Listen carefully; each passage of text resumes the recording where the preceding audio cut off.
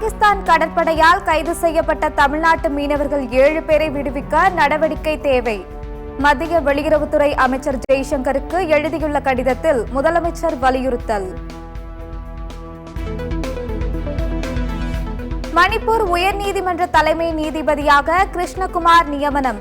கொலிஜியத்தின் பரிந்துரையை ஏற்று குடியரசுத் தலைவர் உத்தரவு.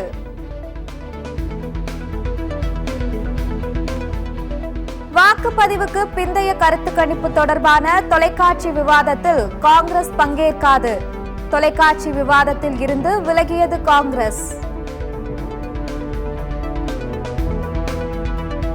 ஓசூர் நீதிமன்ற வளாகம் அருகே வழக்கறிஞர் மீது சரமாரி அரிவாள் வெட்டு. பலத்த காயமடைந்தவருக்கு மருத்துவமனையில் தீவிர சிகிச்சை.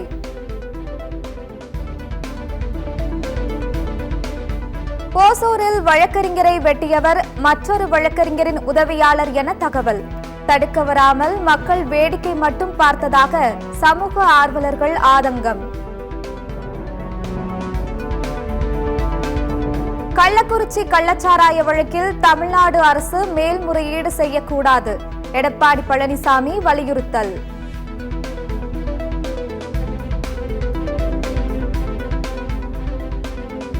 கள்ளக்குறிச்சி விஷச்சாராய வழக்கில் தமிழக அரசு மேல்முறையீடு செய்யக்கூடாது. பாமக நிறுவனர் ராமதாஸ் வலியுறுத்தல்.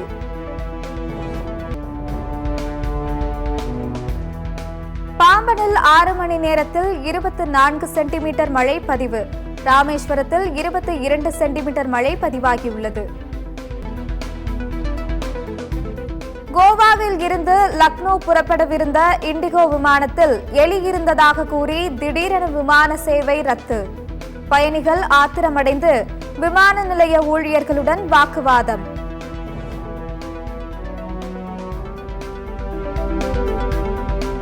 அந்தமான் தீவுகளில் மிதமான நிலநடுக்கம். ரிக்டர் அளவில் 4.7 பதிவு.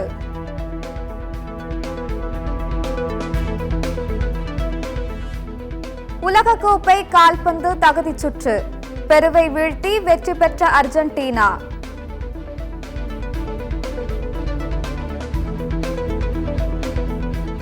டேவிஸ் கோப்பையின் காலிறுதிச் சுற்றில் ஏற்பட்ட தோல்வியுடன் டென்னிஸில் இருந்து விடைபெற்றார் ரஃபேல் நடால்.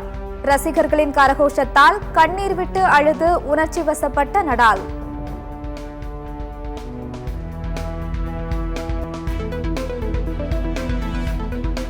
இலங்கை அணிக்கு எதிரான டெஸ்ட் கிரிக்கெட் தொடரில் தென்னாப்பிரிக்க வீரர் டெம்பா பவுமா பங்கேற்க உள்ளதாக தகவல்.